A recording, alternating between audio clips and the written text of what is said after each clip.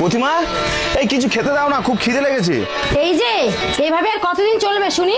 দেখেছো পাশে বাড়ি রিতাদের বাড়ি গাড়ি সবকিছু আছে, আর তুমি এই সামান্য ঘরটুকু নিয়ে পড়ে আছো। প্রতিমা, ভগবান যাকে যা দিয়েছে সে তাই নিয়ে খুশি আছে। তোমার যা আছে তুমি সেটা নিয়ে খুশি থাকো না, পরের জিনিসে লোভ করে কোনো লাভ আছে? আমার যে কি আছে তা আমি দেখতেই পাচ্ছি, একটা ভাঙা ঘর আর একটা বেকার বর। একদম তুমি ঠিক কথাই বলেছো। আরে মন্টুদা, আসো আসো, বসো।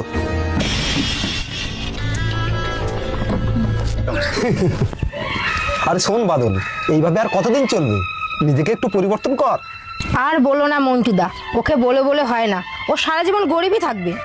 প্রতিমা, সৎ পথে থেকে গরিব থাকাটা অনেক ভালো। অসৎ পথে চলে বড়লোক হওয়াটা বেশি দিন কপালে সয় না প্রতিমা। রাখো তো তোমার জ্ঞানের কথা, নিজের তো কিছু করার ক্ষমতা নেই সেটা বলো। আবার ঝগড়া করে।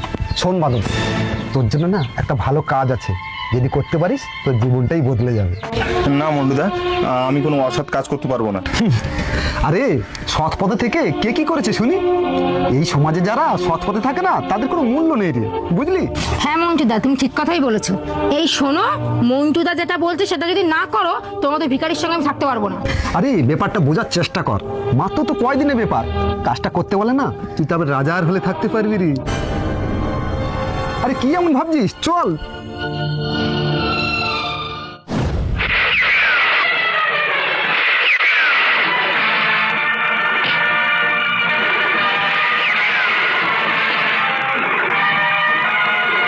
প্রতিমা, প্রতিমা, কি হয়েছে? কি তুমি এত হাঁপাচ্ছ কেন?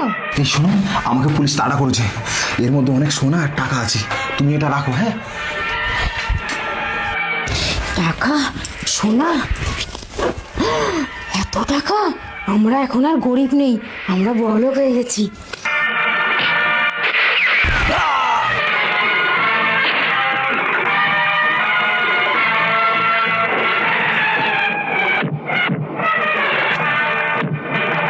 হ্যালো স্যার, মালটা ব্যাংক ডাকাতি করে পালিয়ে যাওয়ার চেষ্টা করেছিল, আমি ওকে এনকাউন্টার করে দিয়েছি।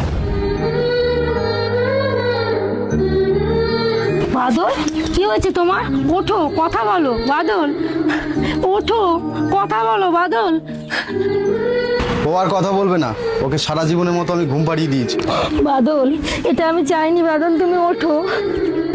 অনেক হয়েছে, চলো এবার তোমাকে বাকি জীবনটা জেলে কাটাতে হবে।